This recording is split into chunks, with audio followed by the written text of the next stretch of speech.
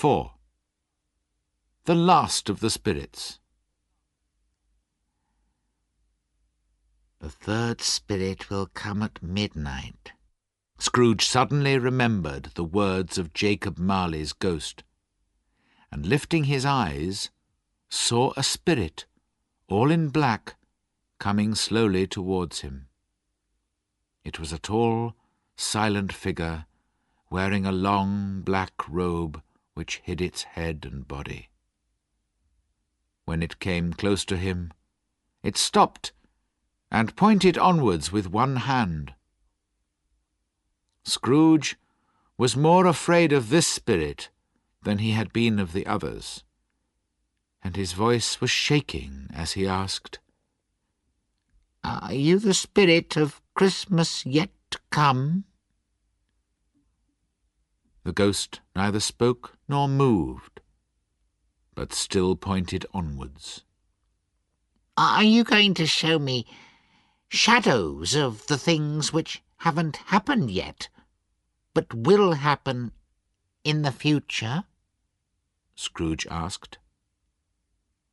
There was no answer. "Ghost of the future," he continued, "you frighten me very much, but I think you can help me to change my life. I'll be very grateful to you if you show me the future. Won't you speak to me?" Again, no reply. "Well, show me the way, spirit," said Scrooge finally. "The night is passing, and time is valuable to me, I know." The ghost moved away, with Scrooge following in its shadow.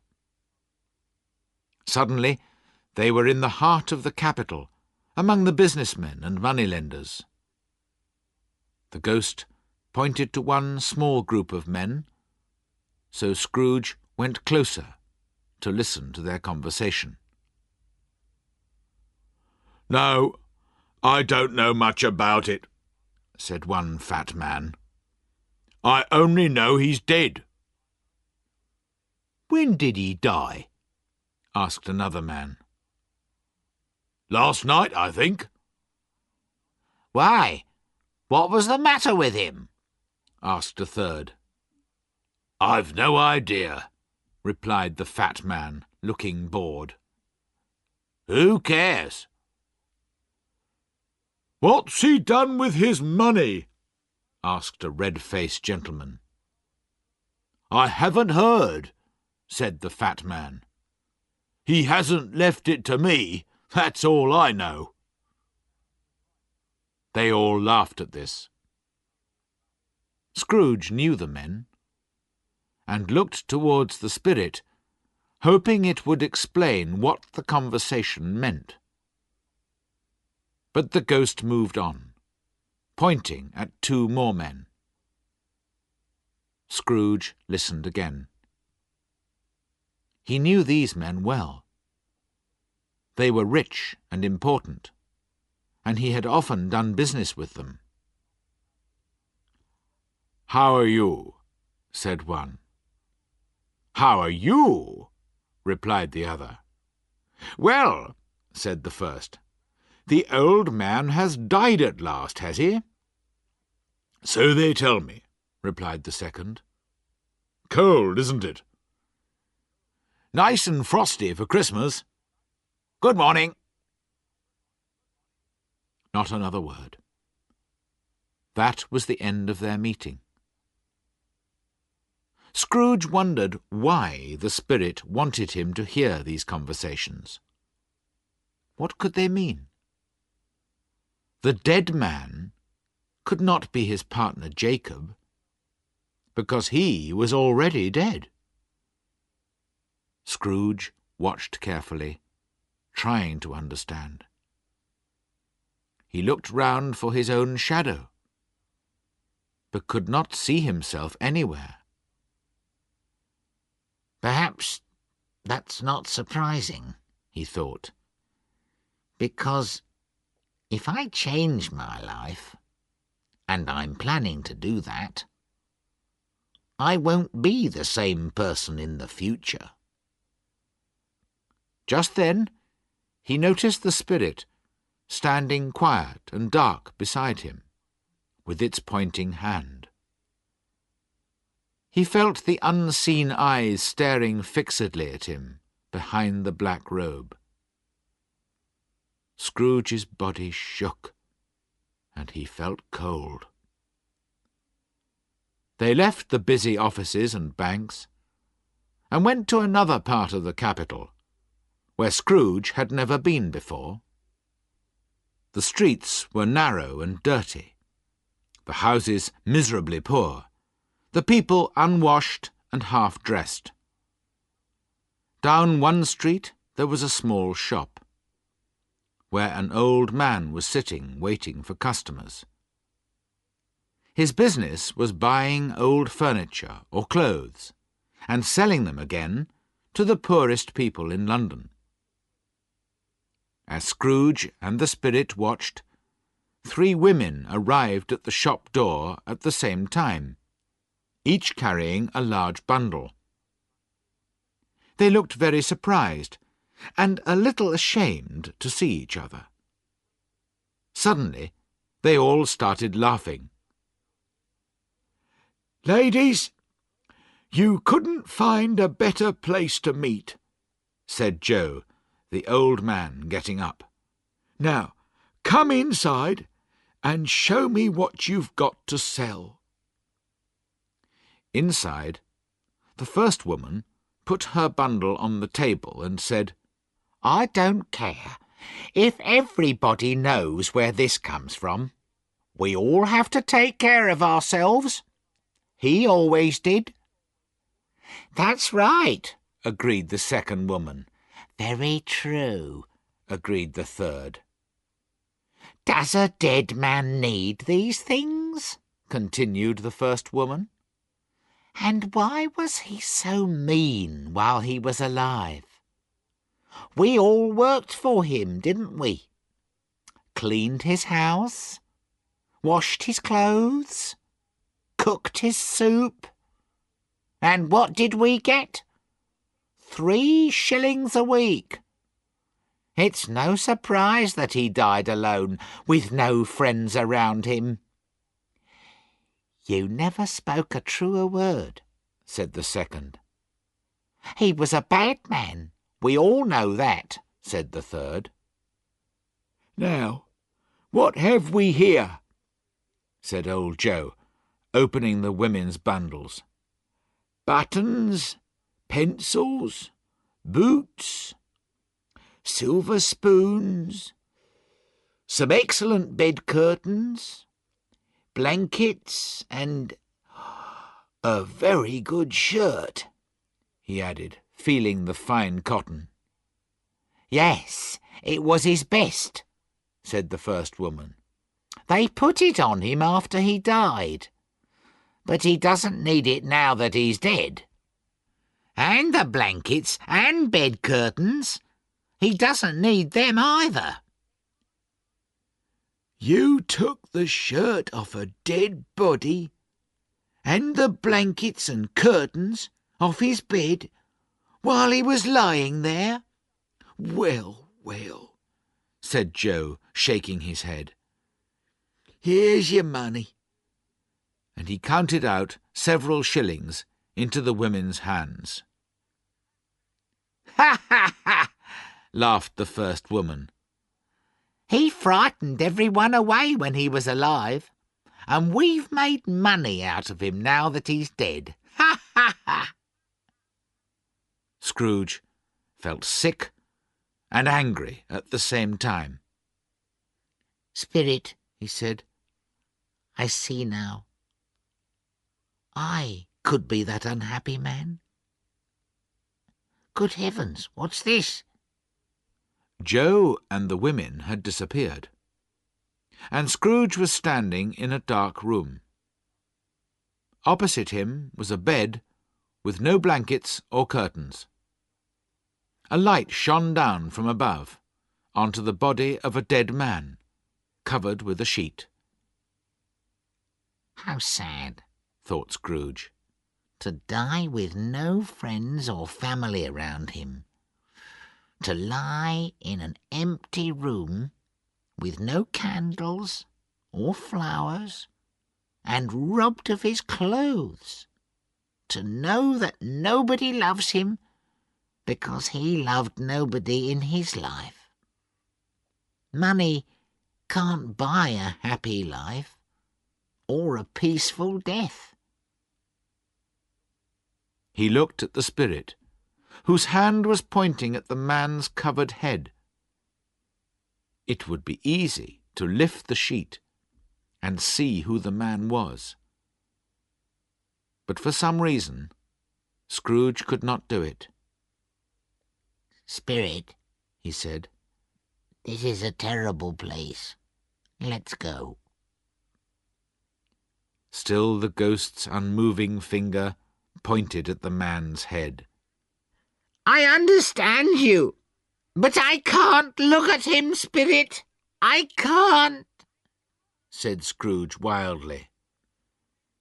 "If there's anyone in this town who feels anything at this man's death, show that person to me, Spirit, please." For a moment, the spirit lifted its dark robe like a wing, and showed Scrooge a room where a mother and her children were sitting. The young woman kept looking at the clock, and when her husband arrived, she hurried to meet him. What is the news?" she asked him worriedly. "Is it good or bad?" "There is still hope, Caroline," he replied. "How can there be hope? If that hard, mean old man wants us to pay back the money now, they'll send us to prison. We haven't got enough to pay him." "He is dead, Caroline," answered her husband. "Thank God for that!" cried the young woman from her heart.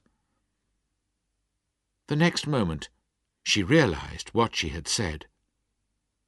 "Oh, I didn't mean that. I'm sorry if anyone dies." "Perhaps the person who inherits his business will give us more time to pay the money back. And we'll have the money by then. Tonight we can sleep well, Caroline." "So, Spirit," said Scrooge in a broken voice, "you can show me only happiness at this man's death. It frightens me, Spirit. Show me, please, that there can be sadness at a death."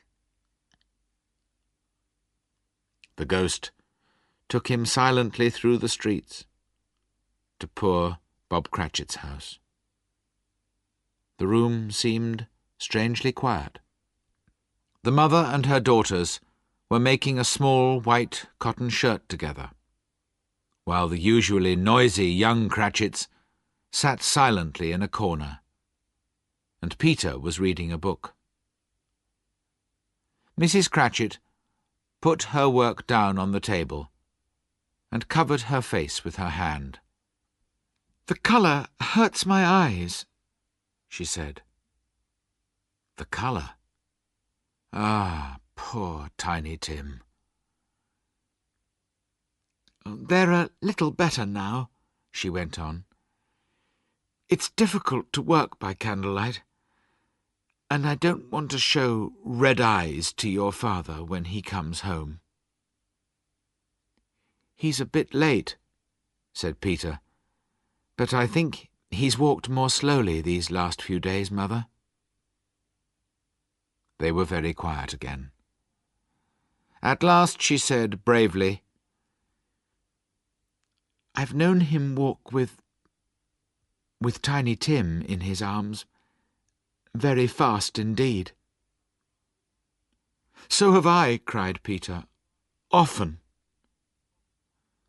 But he was very light to carry, and your father loved him so much. And there's your father at the door now."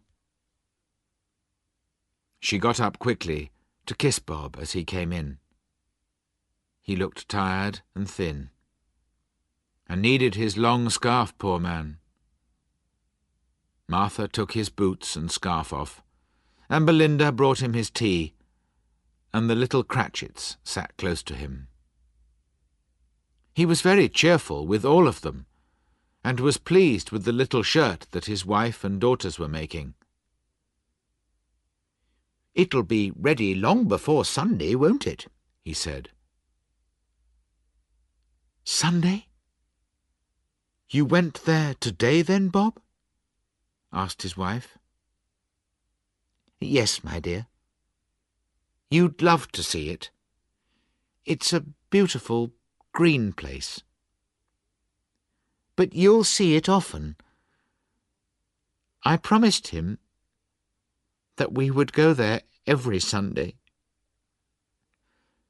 My little child," cried Bob, hiding his face in his hands. He had loved the boy very much. He went upstairs to the quiet bedroom where the child lay.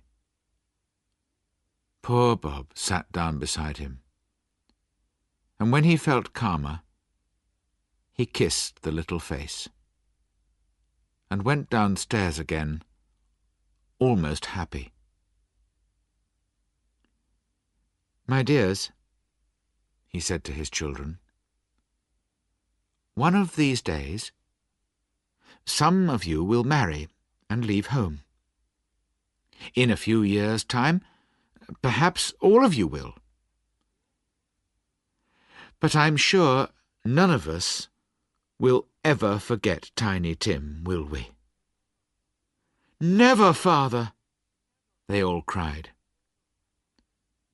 "And I know," said Bob, "that when we remember how patient and gentle he was, although he was only a little child, we won't argue among ourselves. We'll remember poor Tiny Tim and love each other." "We will, Father!" they all cried again. "I am very happy," said Bob. "I am very happy." Mrs. Cratchit kissed him. His daughters kissed him. The two young Cratchits kissed him, and he and Peter shook hands. "Tiny Tim, your goodness lives on in your family." "Spirit," said Scrooge, "I know that you will leave me soon. Tell me who that dead man on the bed was." No answer came in words, but the ghost of Christmas yet to come took Scrooge through the streets of London again. "Wait a moment," said Scrooge. "We're passing my office. Let me see how I shall look in the future." The spirit stopped. Its hand was pointing away from the office, but Scrooge hurried up to the window and looked in. It was an office still, but not his. The furniture was not the same, and the figure in the chair was not himself. The ghost continued to point onwards, and Scrooge followed. They reached a church, and entered the churchyard. Here, among the untidy graves and the uncut grass, lay the miserable man whose name Scrooge would soon learn. It was a lonely place, most suitable for a man so unloved. The spirit stood and pointed down at one of the graves. Scrooge was strangely afraid. "Before I look more closely at that gravestone," he said, "answer me one question. Are these the shadows of the things that will be? Or are they only shadows of the things that may be?" Without replying, the ghost pointed silently down at the grave. Scrooge moved slowly towards it, and following the finger, read on the stone his own name: Ebenezer Scrooge. "Am I that man who was lying on the bed?" he cried.